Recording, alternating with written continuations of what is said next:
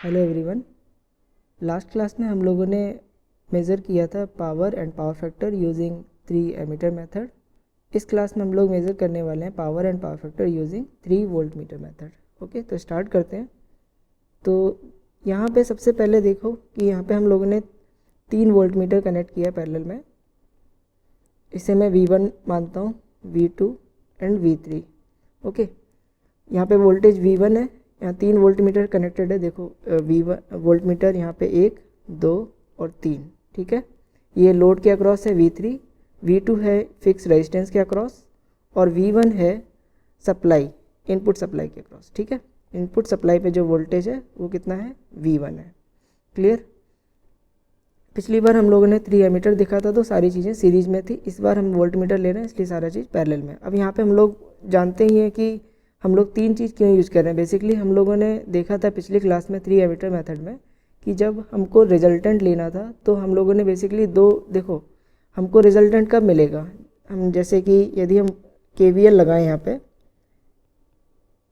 यदि KVL लगाते हैं तो देखो यहाँ पे V1 इजिकल टू कितना आ जाएगा, V2 प्लस V3, ठीक है। तो KVL के थ्रू हमें V1 is equal to V2 plus V3 मिल रहा है ना। V1 ये जो V1 है वो दोनों वोल्टेज के इक्वल होगा, यानी V2 प्लस V3 होगा। तो यहाँ पर यदि हमको रिजल्टेंट, यदि फेजर निकालना है यानी रिजल्टेंट हमें निकालना हो तो बेसिकली हमें 2 कंपोनेंट चाहिए होगा, इसलिए V2 एंड V3। और V2 लेने के लिए हमको एक प्योर रेजिस्टेंस चाहिए होगा जो मैंने यहाँ पे कनेक्ट किया है सीरीज में। इसके अक्रॉस मैंने V2 निकाल लिया है, यानी वोल्टेज जो है V2 वो रेजिस्टेंस के अक्रॉस का वोल्टेज होगा, ठीक है। यहाँ पे क्लियर। और लोड के अक्रॉस आप लोग देख सकते हैं यहाँ पे V3 कनेक्टेड है, ठीक है। तो अब यहाँ पे हम लोग स्टार्ट करते हैं अपना टॉपिक का, जो हम लोग को यहाँ पे मेज़र करना है पावर एंड पावर फैक्टर, उसको, ठीक है। तो यहाँ पे सबसे पहले हम लोग वही करेंगे, फेजर डायग्राम बनाएंगे।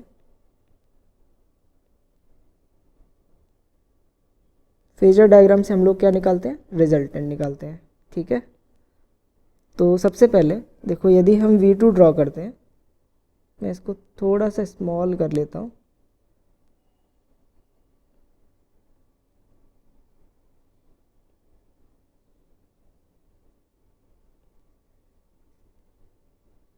ओके, तो सबसे पहले मैं V2 ड्रॉ करता हूँ और यहाँ पे मैं एक चीज़ और मान लेता हूँ, यहाँ पे करंट I फ्लो हो रहा है। ओके, तो सबसे पहले देखो सीरीज में है, करंट I फ्लो हो रहा है, यानी इसको मैं सीधा ड्रॉ कर लेता हूँ। ये हो गया I, ठीक है।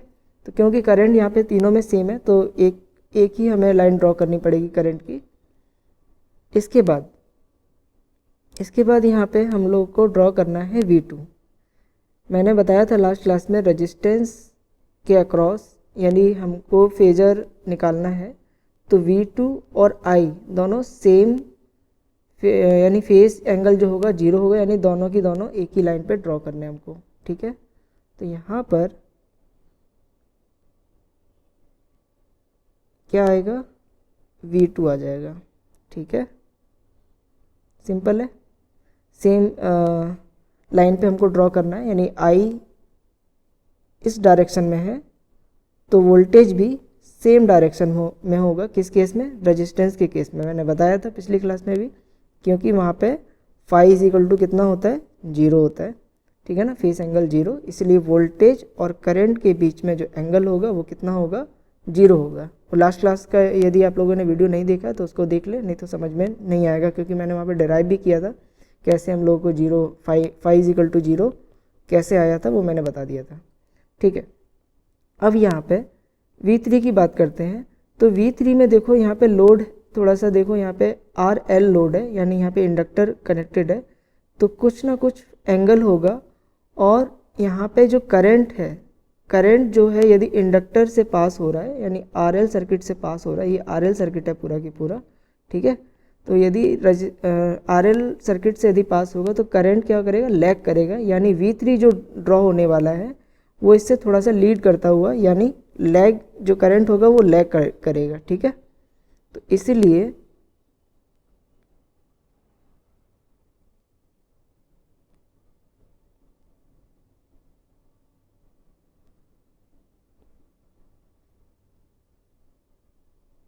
इससे मैं लिख लेता हूँ V3, ठीक है, क्योंकि ये V3 हमारा है ना किसके अक्रॉस, लोड के अक्रॉस। तो लोड के अक्रॉस जो V3 है वो करंट I से लीड कर रहा है, यानी करंट जो है बेसिकली करंट के रिस्पेक्ट में हमें देखना होता है। यानी V3 जो बनेगा वो I के रेफरेंस में बनने वाला है। ये मत सोचना कि V2 लेना है हमको हमेशा I को रेफरेंस लेना है, क्योंकि मैंने I यहाँ पे दिखाया है ना, I सीरीज यानी करंट, क्योंकि ये R और लोड, ठीक है ना, रेजिस्टेंस और जो लोड है दोनों की दोनों सीरीज में है, और करंट मैंने रेफरेंस लिया है क्योंकि करंट दोनों में सेम पास होगा, ठीक है ना। तो V3 का जो एंगल होगा वो करंट के रेफरेंस से लेना है हमको, ठीक है, ये नहीं कि वोल्टेज, ठीक है। यदि मान लो यहाँ पे कुछ और लोड लगा होता तो ये फेजर चेंज हो जाता, तो इसलिए हमको करंट ही लेना है हमेशा, ठीक है। तो करंट को रेफरेंस मानना है, यानी करंट हमारा रेफरेंस है। तो V3 जो बनेगा, ठीक है, V3 जो बनने वाला है वो करंट से लीड करता हुआ बनेगा, यानी V3 लीड करेगा, यानी या हम उल्टा भी कह सकते हैं V3 से I लैग कर रहा है कितना एंगल, फाई एंगल, ये हम बोल सकते हैं। तो बेसिकली मैं इसको लिख सकता हूँ, ये कितना एंगल है, फाई एंगल है ना।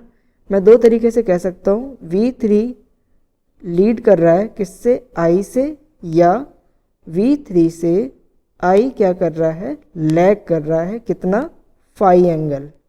क्लियर है यहाँ तक, बहुत सिंपल था। इसके बाद हम लोग क्या करेंगे, इसका सिंपल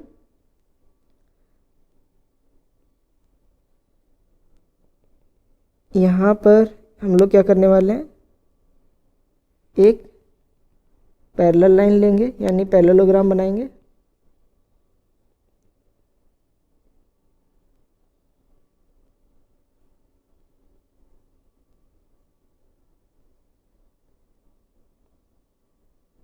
यानी हमको रिजल्टेंट मिल जाएगा इस जगह से, कौन सा वोल्टेज, V1। ये सारे फेजर हैं, ठीक है, तो मैंने इस तरीके से नोट कर लिया, ठीक। तो यहाँ तक क्लियर है सबको। सबसे पहले हम लोगों ने क्या किया, करंट को रेफरेंस माना, V2 सेम फेस पे मतलब फाई एंगल कितना होगा, 0 होगा, यानी सेम लाइन पे आएगा V2, क्योंकि रेजिस्टेंस के अक्रॉस है वोल्टेज V2, ठीक है। V3 जो है वो लीड करेगा किसको, I को, या उल्टा कह सकते हैं V3 से, या मतलब V3 से I क्या है, लैग कर रहा है कितना एंगल, फाई एंगल। इसके बाद हम लोग रिजल्टेंट ड्रॉ करेंगे, ठीक है, रिजल्टेंट ड्रॉ किए, रिजल्टेंट जो ड्रॉ करेंगे वो बन जाएगा V1, क्योंकि V1 जो है वो इन दोनों के इक्वल होगा KVL के अकॉर्डिंग, क्योंकि V1 is equal to V2 plus V3, ठीक है। अब यहाँ पे पैरेललोग्राम का लॉ लगा करके हम लोग क्या करेंगे, इक्वेशन फाइंड कर लेंगे V1 की। क्लियर है, तो अब आगे हम लोग ड्रॉ करते हैं, इसको मैं कॉपी कर लेता हूँ।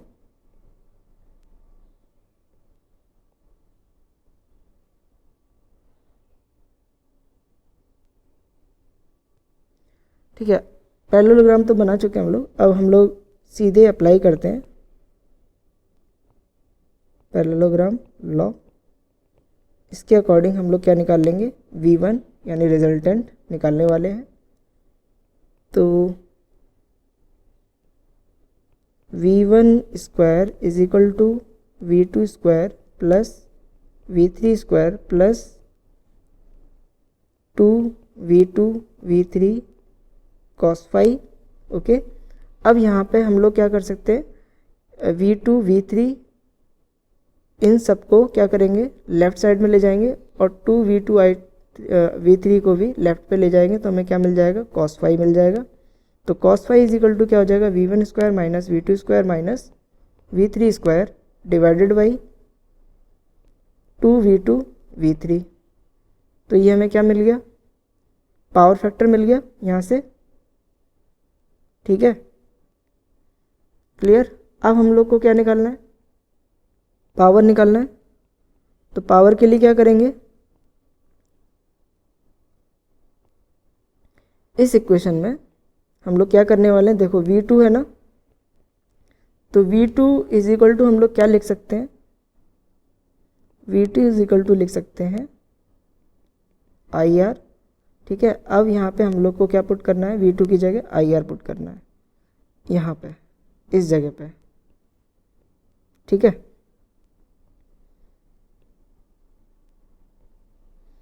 तो हम लोग लिखते हैं cos phi is equal to V1 square minus V2 square minus V3 square divided by 2IRV3। आगे क्या करना है हम लोगों को, देखो यहाँ पे cos फाई है, I और V3, इनको एक साइड लेफ्ट में लेके जाते हैं, यानी लिख सकते हैं V3I cos phi is equal to V1 square minus V2 square minus V3 square divided by 2R, ठीक है। तो V3I cos फाई क्या है, हमारा पावर, ठीक है। तो आगे हम लोग एक बार लिख लेते हैं यहाँ पे फाइनल पावर क्या हो जाएगा, P इज इक्वल टू, अभी हम लोगों ने निकाला V1 square minus V2 square minus V3 square, V1 square minus V2 square minus V3 square divided by 2R, ठीक है। ये 3 वोल्ट मीटर मेथड का पावर निकल के आ गया हमारे पास, ठीक है, क्लियर। अब cos फाई हमारा क्या आया था, ये भी लिख लेते हैं हम लोग एक बार, V1 square minus V2 square minus V3 square divided by 2V2 V3, ठीक है। तो ये हमारा फाइनल दोनों वैल्यू जो हमें मेज़र करना था, पावर एंड पावर फैक्टर, वो दोनों की दोनों हम लोग मेज़र कर चुके हैं, ठीक है। तो यहाँ पे हम लोगों ने क्या क्या समझा, सबसे पहले हम लोगों ने ये देखा, एक बार रिवाइज कर लेते हैं सारा चीज़, इसके बाद हम लोग कंपेयर भी कर लेंगे जो हम लोगों ने पिछले वीडियो में 3 एमीटर मेथड देखा था उसको, और 3 वोल्ट मीटर मेथड, दोनों का कंपैरिजन भी अभी देख लेते हैं एक बार, ठीक है। तो एक बार रिवाइज कर लेते हैं। देखो यहाँ पे फेजर सबसे पहले हम लोगों ने बनाया, ठीक है। फेजर कैसे बनाया, यहाँ पे हम लोग देख रहे हैं कि सीरीज में कनेक्टेड है रेजिस्टेंस और ये लोड, और I यहाँ से फ्लो हो रहा है, तो पहले I का रेफरेंस लेंगे, इसके बाद हम V2 ड्रॉ करेंगे सेम लाइन पे, ठीक है। देख रहे हो जो V2 यानी फाई इज इक्वल टू क्या है, 0 है, क्योंकि यहाँ पे रेजिस्टेंस, प्योर रेजिस्टेंस लगा हुआ है। बिल्कुल भी इसमें देखना, यहाँ पे एकदम प्योर रेजिस्टेंस लेना है, यहाँ पे इंडक्टिव मतलब नहीं होना चाहिए, प्योर होना चाहिए। जनरली ये प्रैक्टिकली पॉसिबल नहीं है, यही इसका डिसएडवांटेज है, ठीक है, 3 एमीटर मेथड का भी और वोल्ट मीटर का भी, क्योंकि कोई भी रेजिस्टेंस प्रैक्टिकली प्योरली नहीं हो सकता, उसमें थोड़ा सा इंडक्टिव कंपोनेंट होगा ही होगा, इसीलिए इनकी एक्यूरेसी भी थोड़ी अच्छी नहीं होती है, उतनी एक्यूरेसी नहीं होती जितनी वॉट मीटर की होती है। और दूसरा रीज़न ये भी है डिसएडवांटेज का, डिसएडवांटेज एक ये भी है कि जब हम V1, V2 और V3 यहाँ पे मेज़र कर रहे हैं, यानी वोल्टेज जो मेज़र कर रहे हैं, तो वोल्ट मीटर में भी कुछ एरर होंगे, ठीक है। यानी वोल्ट मीटर में भी सेम केस एमीटर का भी होगा, यानी जब हम देखो यदि V2 मेज़र किए तो वोल्टेज मतलब इस रेजिस्टेंस के अक्रॉस जो वोल्ट मीटर कनेक्टेड है उसका कुछ एरर होगा जो हमें V2 में मिलने वाला है ना। इसी तरीके से यहाँ पे जो वोल्ट मीटर कनेक्टेड है लोड के अक्रॉस, यहाँ पर भी हमको कुछ एरर मिलेगा। सेम केस इनपुट साइड पे भी जो हमने वोल्ट मीटर कनेक्ट किया है, यहाँ पर भी हमको क्या मिलेगा, कुछ ना कुछ एरर मिलेगा। तो यानी तीनों का एरर यदि हम देखें, यदि हम पूरा ऐड कर दें तो काफ़ी ज़्यादा एरर हो जाएगा, मतलब एरर इसमें काफ़ी ज़्यादा मिलने वाला है। एक्यूरेसी इतनी अच्छी नहीं होगी इस 3 वोल्ट मीटर मेथड से, लेकिन हम मेज़र कर सकते हैं पावर, लेकिन इसका ये डिसएडवांटेज है। सेम केस 3 वोल्ट मीटर का भी होगा, क्लियर है। ये डिसएडवांटेज हमेशा याद रखना है, भूलना नहीं है, ठीक है। अब यहाँ पे हम लोगों ने क्या मेज़र किया था, पावर फैक्टर, जो कि हम लोगों ने सिंपली पैरेललोग्राम लगा लिया और यहाँ पे फॉर्मूला पुट कर दिए, और इससे हमें क्या मिल गया, cos फाई। इसके बाद यहाँ पे हम लोगों ने क्या किया, V2 is equal to IR put किए थे, ठीक है, IR रखे, और बाकी टर्म यानी I और V3 इनको एक साइड ले गए। देखो V3 को एक साइड ले जाने का रीज़न क्या है, हमको इसके अक्रॉस का पावर तो निकालना है, इसलिए V3 और I उस साइड जाएंगे। कभी कभी कन्फ्यूजन रहता है लड़कों को कि सर V3 को क्यों लिए, है ना। इसका रीज़न है क्योंकि हम पावर निकालना चाह रहे हैं किसके अक्रॉस, लोड के अक्रॉस, ठीक है। ये चीज़ डाउट क्लियर होना चाहिए हर किसी को, ठीक। तो ये दोनों फार्मूला हमारा ड्राइव हो चुका है। और एक चीज़ और बताना था, मैं यहाँ बता देता हूँ कि यहाँ पे रेजिस्टेंस लगाने का रीज़न भी क्लियर हो गया कि हमको क्या चाहिए, रिजल्टेंट चाहिए। अच्छा, क्या हो कि यदि V2 हम डायरेक्ट बिना रेजिस्टेंस के लगा दें, यानी वी यहाँ पे वोल्ट मीटर यहाँ से लगा दें और V2 हमें यहाँ पे मेज़र हो जाए, तो यहाँ पे बेसिकली क्या होगा, यदि हम सीरीज में लगाएंगे वोल्ट मीटर को तो हमें क्या मिलने वाला है बताओ। बेसिकली होगा क्या, वोल्ट मीटर का रेजिस्टेंस यानी इनपुट रेजिस्टेंस बहुत हाई होता है। जब हम वोल्ट मीटर को सीरीज में कनेक्ट करेंगे तो क्या होगा, जब वोल्ट मीटर को हम सीरीज में कनेक्ट करेंगे तो इसमें से करंट बिल्कुल कम पास होगा, क्योंकि इसका रेजिस्टेंस क्या होगा, मेगा ओम में होता है। यदि हम करंट से यानी रेजिस्टेंस इसका बिल्कुल हाई होगा, यानी आर मेगा ओम में होगा। यदि आप कैलकुलेट करोगे आई आर यानी आई निकाल लेना, ठीक है, आई आर वोल्टेज ड्रॉप निकालोगे तो काफ़ी कम होगा। और दूसरा चीज़ क्या है कि लोड का जो रेजिस्टेंस है, ठीक है, इसके कंपैरिजन में काफ़ी कम होगा, क्योंकि ये मेगा ओम में, ये ओम में होगा या किलो ओम में होगा, ठीक है। तो जो थोड़ा बहुत ड्रॉप यहाँ पर होगा और जो ड्रॉप यहाँ होगा उसको यदि हम माइनस करके देखेंगे तो बेसिकली जब सीरीज में से कनेक्ट किए तो वोल्ट मीटर अप्रॉक्सीमेट ये मानो कि जो इनपुट वोल्टेज होगा वही शो करेगा, ठीक है, क्योंकि यहाँ पे करंट तो मान लो यदि जीरो पास हो रहा है, एज्यूम करो कि जीरो करंट है, वैसे जीरो नहीं होगा, बहुत कम माइनर सा करंट फ्लो होगा जब मैं वोल्ट मीटर को सीरीज में कनेक्ट कर रहा हूँ, ठीक है। एक बार मैं एग्जांपल बताता हूँ। यहाँ पे जैसे वोल्ट मीटर है, ये मैंने सीरीज में लगा दिया है, यहाँ पे लोड लगा है, ठीक है, यहाँ से 220 वोल्ट आ रहा है। तो देखो वोल्ट मीटर का resistance, input resistance mega ohm में होगा, और मान लो 4 to 5 मेगा ओम है, ठीक है। तो यहाँ से करंट निकालना चाहो, I is equal to V/R हो जाएगा। वोल्टेज कितना है 220 वोल्ट, और मेगा ओम में यदि यहाँ पे रखोगे 4 या 5 रख लो, 5 इंटू 10⁻⁻6 है ना, तो 220 डिवाइडेड बाई 5 इंटू 10⁻6, सॉरी ये -6 लिख दिया मैंने, 6 मेगा ओम है ना, तो यदि 220 डिवाइडेड बाई 5 इंटू 10⁻⁻6, तो देखो यहाँ पे करंट की जो वैल्यू है ना, -6 आ रहा है ना, तो यहाँ पे लगभग माइक्रो एम्पियर में करंट फ्लो होने वाला है। जब माइक्रो एम्पियर में करंट फ्लो होगा तो यहाँ पे जो वोल्टेज ड्रॉप होगा वो काफ़ी कम होने वाला है। तो अप्रॉक्सीमेट ये मानो कि जो वोल्ट मीटर में रीडिंग्स होगी, ठीक है ना, वोल्ट मीटर में मान लो ये 220 वोल्ट है, तो 220 वोल्ट से थोड़ा सा कम हमको निडल जो है थोड़ा सा कम पे आ जाएगा, यानी 200 कैलकुलेट कर लेना यहाँ से वोल्टेज ड्रॉप कितना आ रहा है, मान लो 218 है ना, ऐसा मान लो, इतना थोड़ा 1-2 वोल्ट का डिफरेंस होगा, तो वो यहाँ पे हमको मिलने वाला है। लगभग ऐसा मान लो अप्रॉक्सीमेट इनपुट वोल्टेज हमको मिल जाएगा। इसीलिए हम लोग सीरीज में नहीं कनेक्ट करते हैं वोल्ट मीटर को, क्योंकि वोल्ट मीटर को यदि सीरीज में कनेक्ट करोगे तो इसका इनपुट रेजिस्टेंस बहुत ज़्यादा होता है। दूसरी चीज़ ये पोटेंशियल डिफरेंस को शो करता है, तो इसीलिए हमको टर्मिनल के अक्रॉस कनेक्ट करना होता है। ये भी हमें ध्यान में रखना है। क्या रीज़न है पैरेलल में कनेक्ट करने का, क्योंकि हमको पोटेंशियल डिफरेंस देखना है किसी एक पॉइंट से दूसरे पॉइंट पे, ठीक, क्लियर है। कंपैरिजन बिल्कुल सिंपल था, कंपैरिजन में कुछ नहीं करना है। मैं कंपैरिजन भी एक बार दिखा देता हूँ।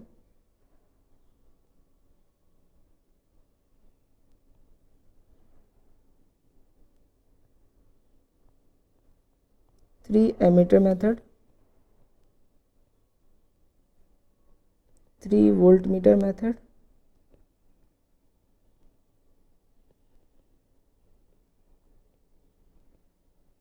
चाहो तो यहाँ पे एक और लाइन लगा लेना और यहाँ पे वॉट मीटर के द्वारा भी लिख सकते हो। इसमें खाली एक चीज़ होगी,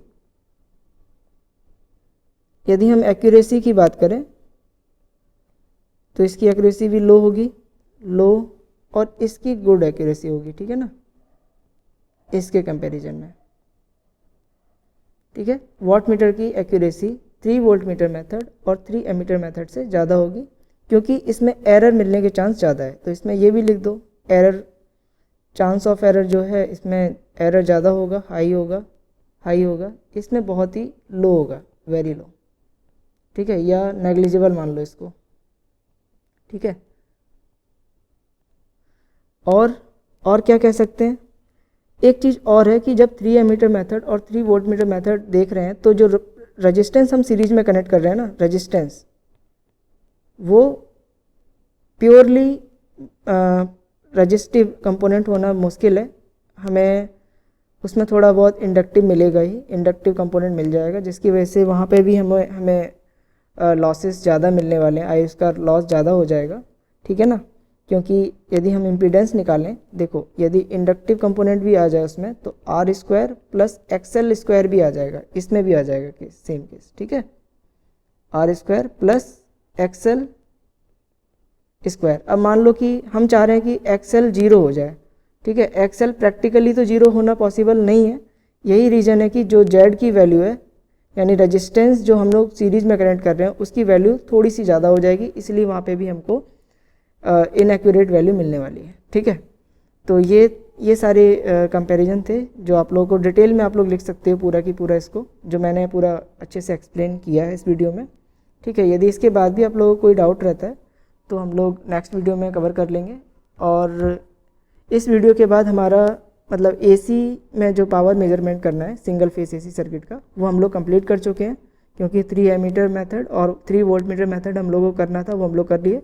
अब इसके बाद हम लोगों को 3 फेस सिस्टम पढ़ना है, इसके बाद उसमें भी हम लोग 3 फेस में कैसे पावर मेजरमेंट करना है वो भी हम लोग देखेंगे, ठीक है। तो सबसे पहले आप लोग इन दोनों वीडियो को कवर कर लें, इन दोनों टॉपिक को भी पूरे अच्छे से, इसके बाद हम लोग 3 फेस सिस्टम स्टार्ट करेंगे। Okay, thank you for watching.